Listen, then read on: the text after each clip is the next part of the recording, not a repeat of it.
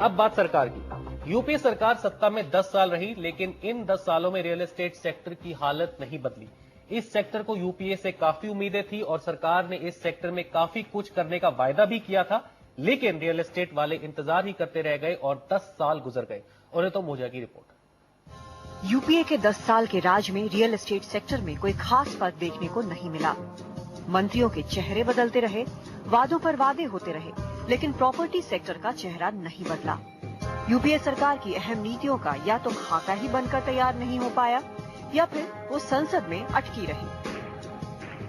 ये रीट ऐसा स्ट्रक्चर है जिससे कि काफी कंज्यूमर्स को रियल एस्टेट मार्केट में इन्वेस्ट करने को मिलेगा, बट इतना ही नहीं, जो काफी लार्ज इंस्टीट्यूशंस हैं जो इन्वेस्ट करते हैं रियल एस्टेट मार्केट में, चाहे वो प्राइवेट इक्विटी फंड हो, चाहे फाइनेंशियल इंस्टीट्यूशंस हो, उनको ये रीट एक एग्जिट का अपॉर्चुनिटी देगा, क्योंकि ये रीट उनसे खरीदेगा। जो किसी ने इन्वेस्ट किया और काफी बड़ा रियल एस्टेट डेवलपमेंट में, तो वो रीट को आगे बेच सकते हैं।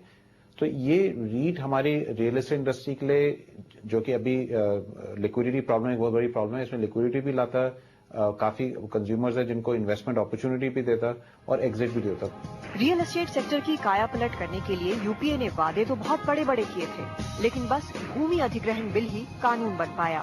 जानकार मानते हैं कि इस बिल से भी सेक्टर को फायदा कम और नुकसान ज्यादा होगा।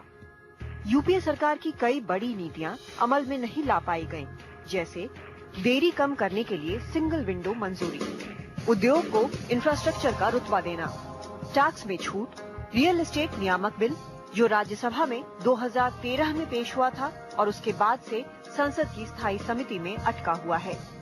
लेकिन चुनावों की गहमागहमी के बीच इस कानून का क्या होगा, ये अभी तय नहीं है। आमतौर पे ये 2 महीने जो होते हैं, 90% काम जो कि बड़े लेवल के होते हैं वो सारे बंद हो जाते हैं, तो इसलिए हमको काफी ज्यादा इफेक्ट होता है। उस 2 महीने से पहले के 2 महीने और बाद के 2 महीने भी आमतौर पर काम नहीं बंद होते हैं, पहले के बंद हो जाते हैं। पहले के 2 महीने इसलिए क्योंकि आचार संहिता लगने वाली होती है, इसलिए सारी फाइलें जो है स्लो हो जाती है। उसके बाद के 2 महीने डिपेंड करता है कि कौन सी गवर्नमेंट आती है, उनकी क्या पॉलिसीज होती है, उसके ऊपर डिपेंडेंट होते हैं और उसके बाद में काम जो चालू होते हैं।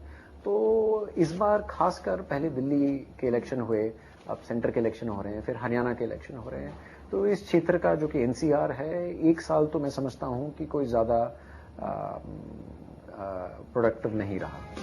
चुनाव आचार संहिता के अमल में आने के बाद रियल एस्टेट सेक्टर की परेशानियां कई गुना बढ़ गई हैं। 100% एफडीआई की इजाजत देने के फैसले यूपीए सरकार के कार्यकाल खत्म होने से बस जरा से पहले आए और इससे पहले कि इस फैसले का कुछ फायदा उठाया जा सकता, आचार संहिता लागू हो गया। इमारतों को मिलने वाली आम मंजूरियां भी नहीं मिल रही हैं, क्योंकि सरकारी अफसर खुद ही कानून के बारे में पूरी तरह स्पष्ट नहीं है।